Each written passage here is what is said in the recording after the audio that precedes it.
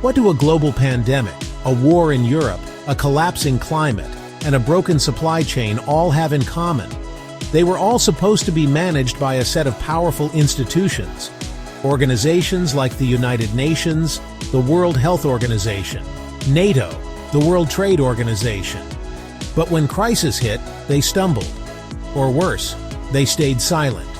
And now, with Donald Trump back in the White House, the very idea of international cooperation is under siege. So here's the big question. Are these global institutions just expensive talking shops? Or are they the last line of defense in a collapsing world? This is Nexus-Feed. Stay with us as we dissect.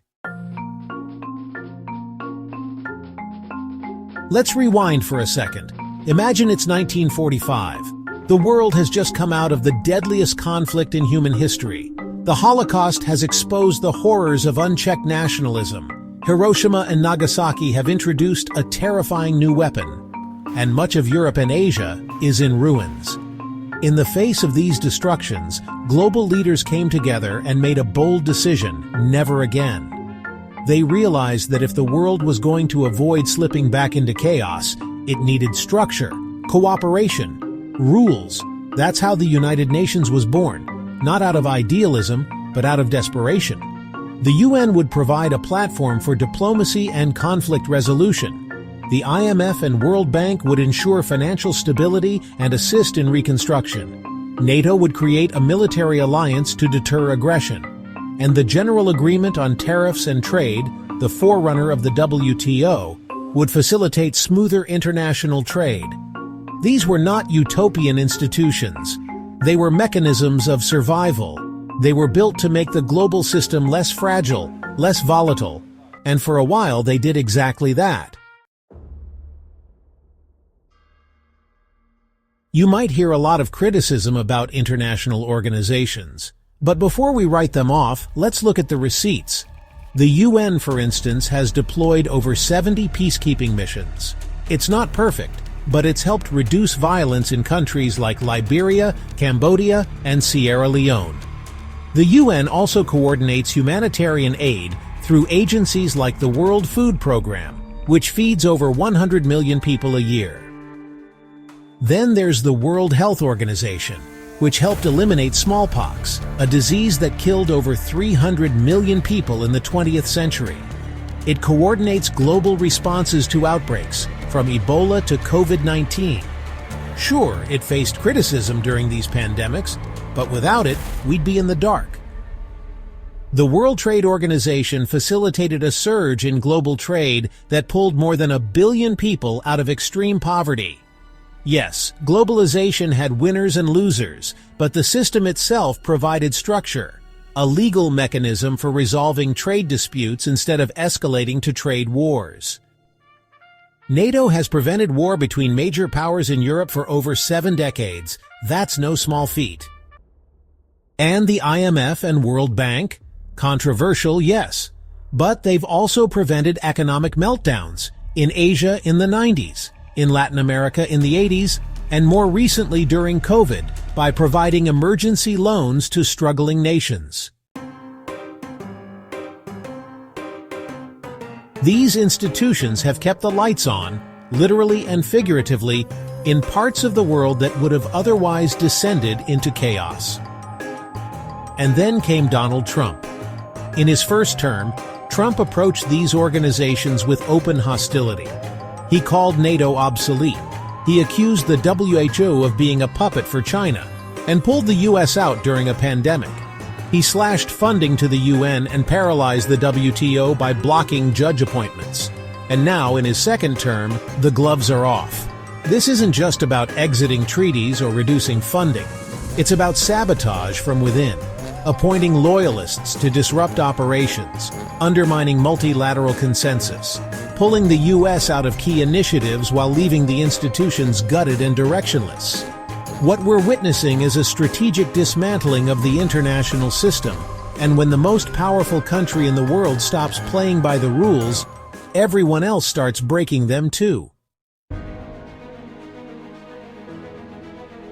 So what happens when these institutions fail? Let's start with COVID-19. Countries hoarded vaccines. Misinformation spread faster than the virus. And without a strong, unified World Health Organization, there was no coordinated global response. That delay cost millions of lives. Then came Ukraine. Russia invaded, violating every norm the UN was built to uphold. And what could the UN do? Not much, because Russia has veto power in the Security Council. Climate change? Despite years of summits and pledges, emissions are still rising because there's no enforcement, no real penalties, just hopes and promises. Trade? With the WTO's dispute system frozen, powerful countries are back to tit-for-tat tariffs, trade wars, supply chain breakdowns, inflation. And migration? The world faces its worst refugee crisis since World War II, but there's no clear leadership to coordinate a humane response. When institutions fail, power fills the vacuum, and that power isn't always benevolent. Now, some people say, if these organizations are so broken, why not just scrap them? Here's why that's dangerous. Global problems don't disappear when you ignore them. In fact, they get worse. No country, not even the US, can fight pandemics, regulate tech, tackle climate change, or stabilize global markets on its own. So yes, we still need these institutions, but we need them to evolve. We need a UN Security Council that reflects today's power dynamics, not the victors of 1945. We need a World Trade Organization that can deal with the digital economy, AI, and data governance.